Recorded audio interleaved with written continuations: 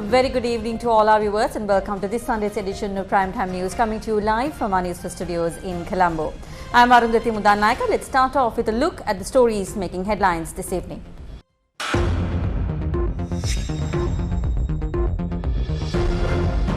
A request from the President. මෙරට සෞභාග්‍ය සඳහා ගෙන යාමට මට සියලු දෙනාගේම සහයෝගය බලාපොරොත්තු වෙනවා. Former President Maithripala Sirisena speaks of a conspiracy. අපව දුර්වල කරන්න නොයෙකුත් කුමන්ත්‍රණ තියෙනවා. අපේ කෑලි කඩන්න නොයෙකුත් කුමන්ත්‍රණ තියෙනවා. Opposition leader visits paddy fields. මේ රටේ ගොවි ජනතාවගේ ජීවත් වීමේ අයිතිය මේ ආණ්ඩුව උදුරාගෙන තිබෙනවා. Where is the fertilizer for the Maha season? Farmers amp up their demands. කෘෂිකර්මාන්තය පිළිබඳ අවබෝධයක් නැත්නම් මේක උඹලා අතහැරලා ගෙදර ඵලයල්ලා. ගෝවියා උදැල්ලා ගහන තලයක් ගහන උඹලා වන්දික මණ්ඩලය ඇතුළට බලලා. Building bridges to connect people. Gammadda successfully completes another project.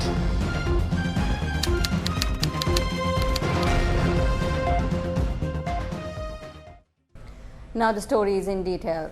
President Gotabaya Rajapaksa admitted that there is an opinion among the general public that the government has failed to meet their expectations. The President assured the general public that under the new normal, the efforts to take the country forward will be renewed. The President was speaking at the 72nd anniversary of the Sri Lanka Army. The 72nd anniversary of the Sri Lanka Army was celebrated with much pomp and pageantry at the head office of the Gajaba Regiment in Saliyapura, Anuradhapura. President Gotabaya Rajapaksa was welcomed by the commander of the Sri Lanka Army, General Shavendra Silva.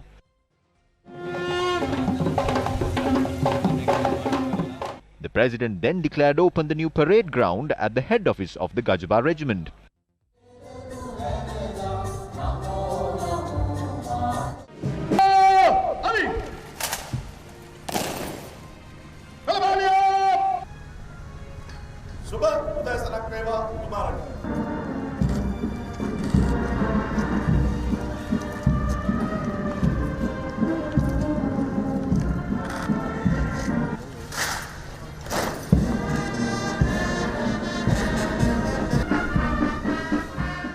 Addressing the event, President Gotabaya Rajapaksa stressed that he is dedicated to ensure that terrorism or religious extremism will not raise its head again in the island. Since the day I assumed office, the entire world is facing an unprecedented situation because of the COVID-19 pandemic. I will not make any excuses to the people, but under these circumstances, we have done a lot of work. But there is some discontent among the people that my government and I have not fulfilled the aspirations of the people. I accept that. Not only myself, but even all the ministers must accept it. But after controlling the COVID-19 outbreak and reopening the country under the new normal, I assure the general public that steps to take the country forward will be renewed. The promise that I made to formulate a new constitution will be completed in the coming year. I will establish the new electoral system that the people expected during the next year. I made a promise to create a green agricultural system in the country. It is an uncomfortable change. We will be dedicated to work to uplift our economy in the coming years. අපි අපේ ආර්ථිකය නගා සිටුවීමට ඉදිරි වසර කිහිපය තුල කැපවීමෙන් වැඩ කරනවා. The President also spoke about efforts to root out corruption. මගේ බලාපොරොත්තු වුණා මේ දූෂණය. The people expected me to root out corruption. I appointed army officials to high-ranking positions of departments with that intention in mind. It is a massive challenge, but we must do this. Despite their position in society, be it a minister, parliamentarian or top government official, we must root out corruption from the country. I have set an example by not being involved in any form of corruption. I will not do so in the future as well. I hope to get the support of everyone to make this country prosperous during the coming years. මේ රට සෞභාග්‍ය සඳහා ගෙන යාමට මට සියලු දෙනාගේම සහයෝගය බලාපොරොත්තු වෙනවා. After addressing the event, the President paid floral tributes at the statue of the founder of the Gajaba Regiment, Major General Vijay Vimalaratna. The President also declared open a newly constructed ground and an administrative building.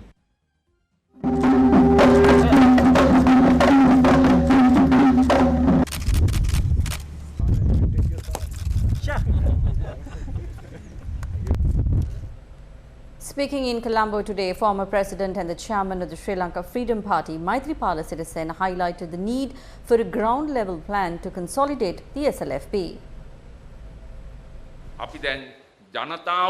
We have to go to the people in rural areas. We need to go to the people and gather them to rebuild the party. We need to move in unison with everyone, regardless of what party they are part of. There are conspiracies in place to put us down. But let us carry out this program under the flag of the SLFP for the sake of this country.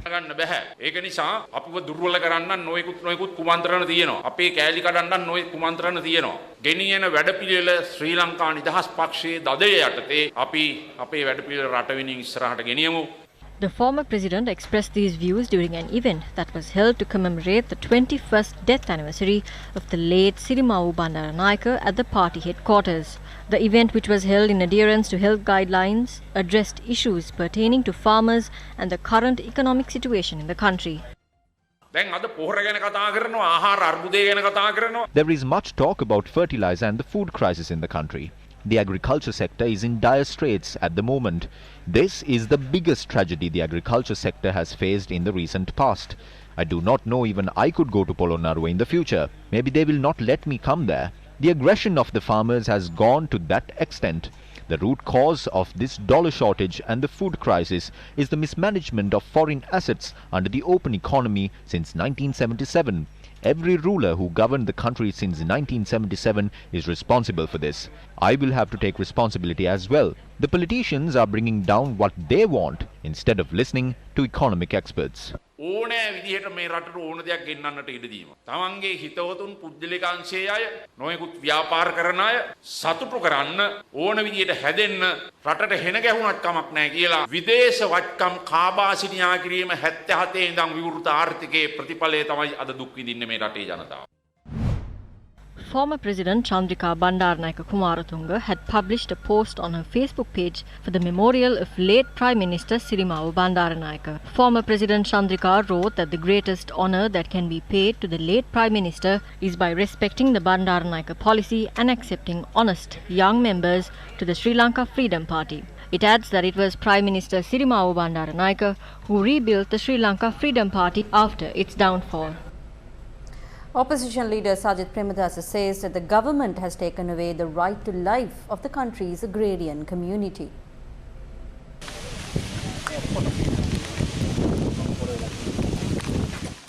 The opposition leader today looked into the issues faced by farmers of the Nochiagama Divisional Secretariat. The main problem brought forward by the Chena farmers before the opposition leader was a shortage of fertilizer. As farmers, we are in a very helpless situation. When we go to meetings, there are only divisional secretaries, so we just walk away. What is more important is the sweat of the farmers than the money. Other countries will make fun of us. A true son of this country would never let these things happen to the country.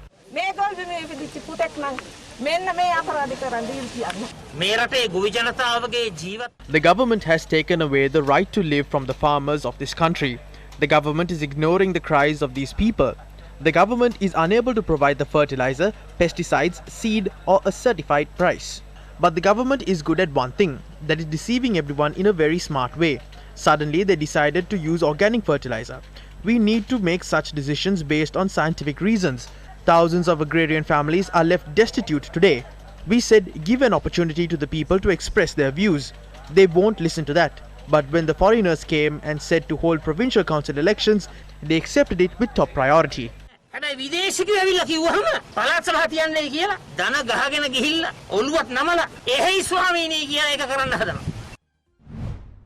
Farmers must begin cultivations for the Maha season in a few days. However, the fertilizer shortage in the country is far from being resolved. Farmers are continuing to stage demonstrations to make their voices heard to the powers that be. These are farmers in Serupitiya, Dehiyattakandiya.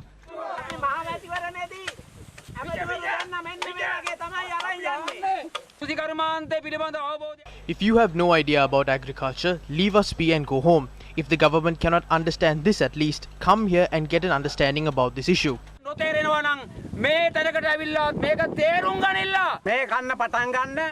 We have to begin our cultivation for the Maha season in another 6 days. We don't have fertilizer or weedicides and pesticides. When we sell off the paddy we have in our houses and cultivate our lands like this, how can we reap a harvest? A group of farmers marched in protest from the Karadagolla junction in Alahara to the Karadagolla paddy field.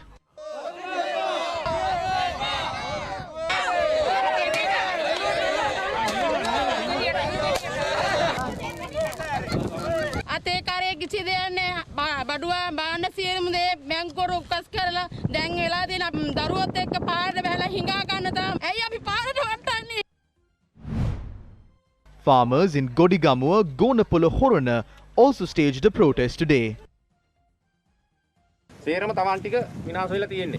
ඉතින් ආණ්ඩුවේ බලධාරීන්ට පේන්නේ නැහැ. මොකද උන් මේ කුඹුරු කොල්ලා මේ වගේ වගාවන් කරලා ජීවත් වෙන්නේ උන් නෙවෙයි ඉන්නේ. හොඳට මහත්තුරු මතක තියාගන්න ඕනේ ආණ්ඩුවේ. මේක අන්තිම වතාව වෙන්න පුළුවන්, මේ අන්තිම බස්සක වෙන්න පුළුවන්. ජනාධිපතියත් එක්ක මේ කියන්නේ. පොඩ හොයලා බලන්න මොකද්ද වෙන්නේ කියලා. Farmers' organizations in Horagampitiya, Vakavalla, Gaul also took to the streets. සෞභාග්‍යයක්ම මේක නම් අපිට අනාගතේ බත් නැතුව තමයි කන්න වෙන්නේ. දැන් මාස දෙකක් වෙනවා කොම්පෝස්ට් හදලා. කොම්පෝස්ට් කුඩු කරන්න ක්‍රමයක් නැහැ. මේක නියම කරු එකට ගහනවා මිසක් කුඹුරට හින්න ක්‍රමයක් නැත්තේ නැහැ. Another serious issue has cropped up because of low-quality organic fertilizer. This was the standard of fertilizer purchased by the farmers' organization of the Nama Loya settlement. Honorable President, this is the organic fertilizer. First stop this. Nab the people doing this. Arrest them. They have sold millions worth of fertilizer that look like this. This is mud. Can we save our fields with this?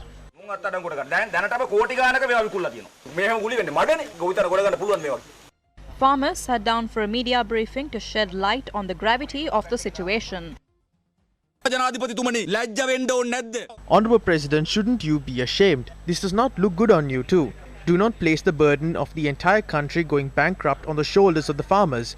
The Indian military was brought down to Ampara and they are conducting training on how to suppress riots. Before you suppress riots, give us the pesticides that we need to suppress these pests. Give us the fertilizer that we need to cultivate our fields.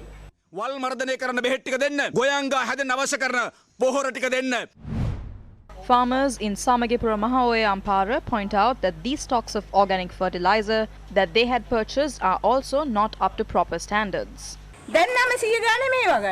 We have to now purchase these at 900 rupees. What's the point? Look at this. We might be able to even find human remains in this.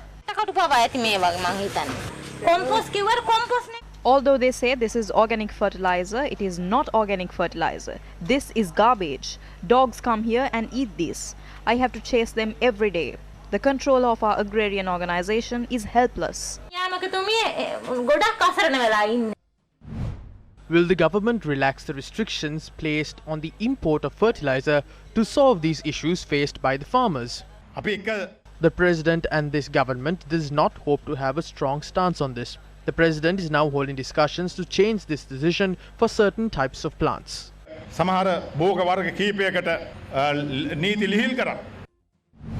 The statement released by the Chinese embassy in Sri Lanka states that the report issued by Sri Lanka's National Plant Quarantine Service is inaccurate and has given rise to a series of issues.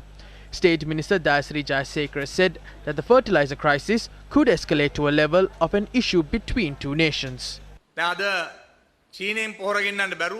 When we didn't import fertilizer from China and are planning on importing fertilizer from India, China is questioning us as to why we are not purchasing fertilizer from them. In the end, this fertilizer issue, which could have been solved within the country, has now led to a situation where China and India are asking us why we aren't purchasing fertilizer from them. They are trying to give us a fertilizer even by force.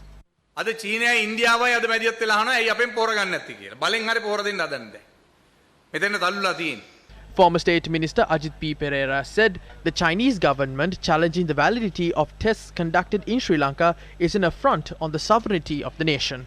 The official statement made by the Chinese government yesterday shows us how much they are involved in the sovereignty of our country and the powers of our government. According to what they say, despite what will happen to cultivations in Sri Lanka, since an agreement has been signed with China, we must accept Chinese reports and use that fertilizer in Sri Lanka. This is a serious involvement in the internal affairs of the country. China does not have any power or right to get involved like this. We are still not a province of China. You can try to do various things through private companies by paying off commissions, but I would like to inform China that we will not surrender ourselves. Former Prime Minister Ranil Wickremesinghe says that the 20th Amendment must be abolished to govern the country in a more successful manner.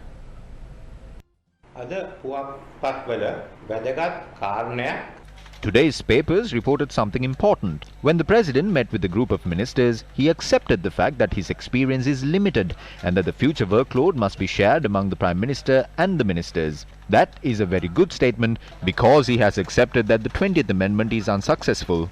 We lost cabinet governance through the 20th Amendment.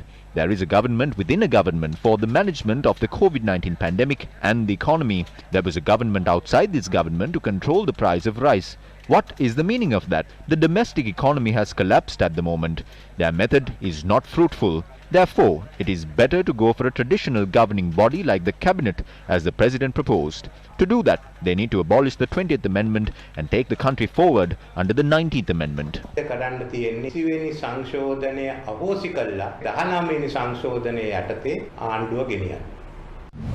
There is broad discussions on plans to hold a provincial council election soon. The government has focused their attention on holding the provincial council election under the proportional representation system or the old electoral system. The Samagi Jana Balawege clarified their stance on this matter.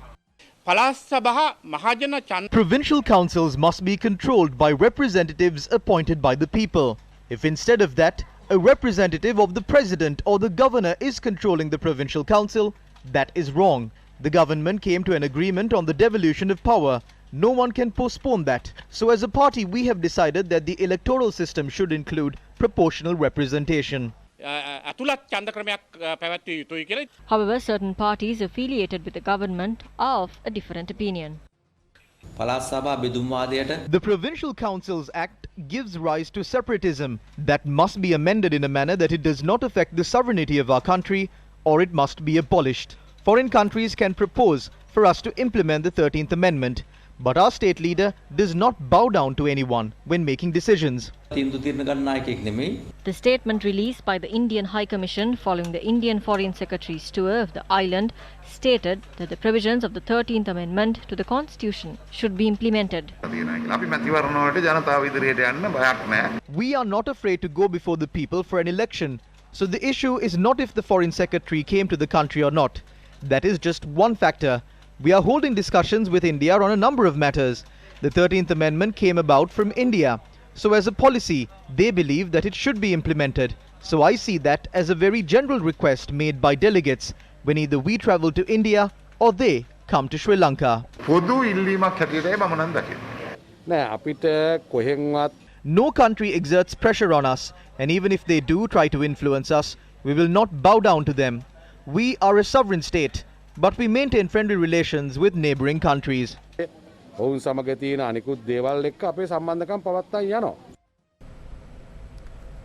government is expecting to reopen schools from the 21st of this month. However, the teachers' principals' salary anomalies issue is still unresolved. What will happen next? Arrangements have been made to administer the Pfizer COVID-19 vaccine to children between the ages of 18 to 19 on the 21st of this month at over 200 schools. The vaccination drive for students will begin next week. This means schools will reopen by the end of this month. We will be able to hear the sounds of school bells after 1.5 years. This should be the sound of our nation rising up.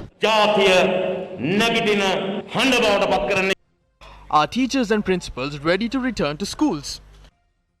Last week, Venerable Murutetwe Ananda Thero summoned all party representatives to the Abhiramaya to intervene in the matter. What were the actions taken by the Venerable Thero? The government has decided to reopen schools on the 21st of this month. We would like to request the teachers to avoid interrupting these plans. Be supportive of this. Think about the students. Think about the country and the pandemic that we are facing, and please report to work on the 21st. The President has promised to solve your issues.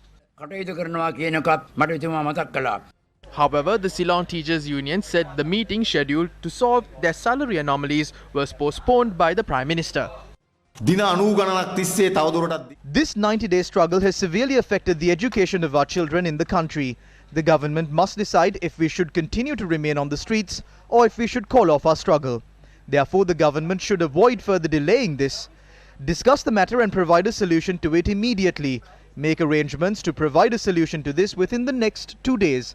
If they decide to disregard this and reopen schools on the 21st, then we will have to intensify our struggle.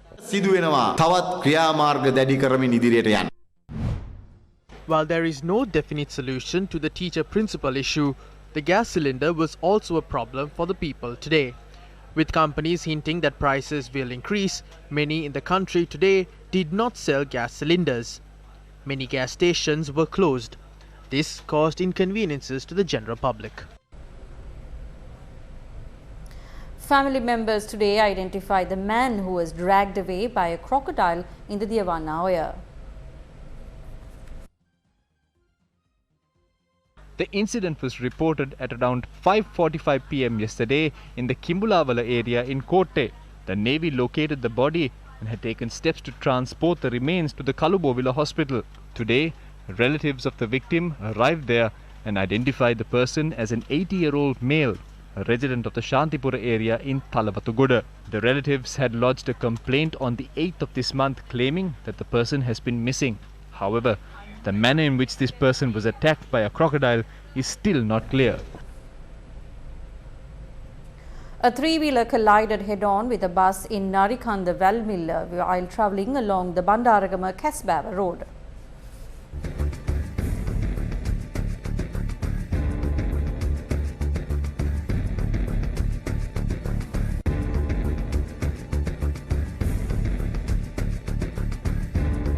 The accident occurred when the three-wheeler attempted to overtake a vehicle.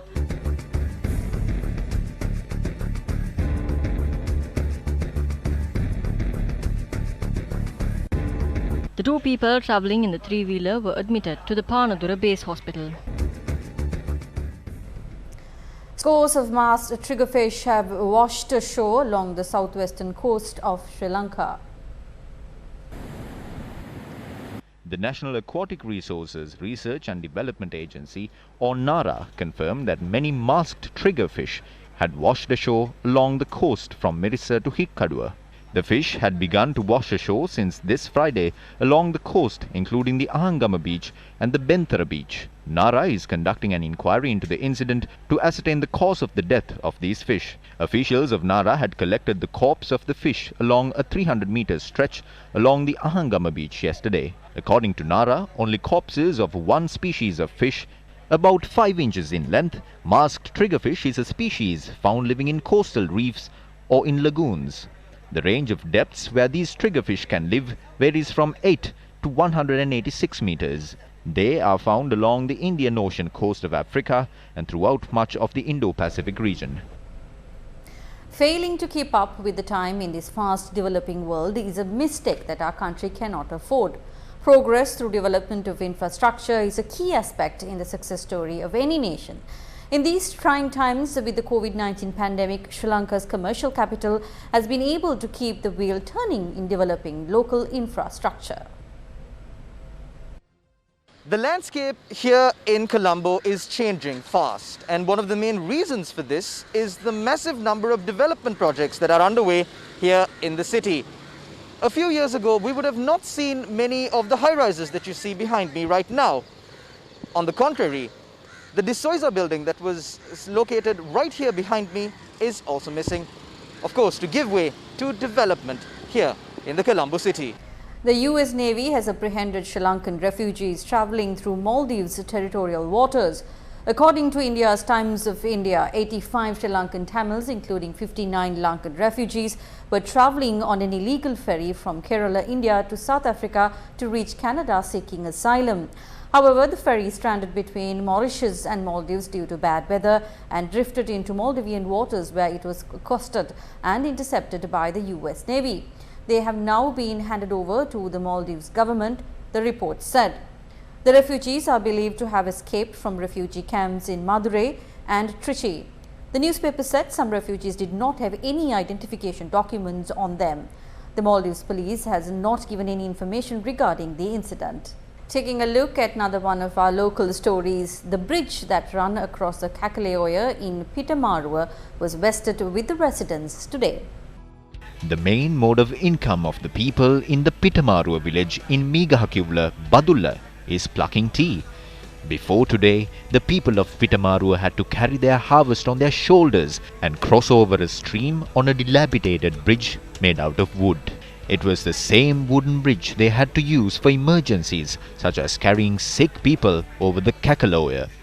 The children of the village did not go to school on rainy days as the water levels of the Kakaleoya were too high. In a ray of hope, Dilkushi Puswalla and her family living in the United States joined hands with Gammadda to extend a helping hand for the people of Pitamarua to cross the Kakaleoya with ease. We witnessed the plight of these people. All of us in our family made a collective decision to construct this bridge. All of us would like to extend our heartiest wishes to all the residents in the Pitamarua village. We at Gammadda were committed to seek a swift solution for this issue, but the COVID-19 pandemic was an obstruction to meet our target. However, the promise we made that day became a reality today. The fully constructed bridge was vested with the people of Pitamarua today by the Migahakivula Divisional Secretariat, MP Samaravikrama, Executive Group Director of the Capital Maharaja Group, and Gammadda, Siobhan Daniel, and a group of senior provincial correspondents of Newsfirst. This bridge, which depicts the humanity and togetherness, will pave the way for the people of Pitamarua to reach their future destinations.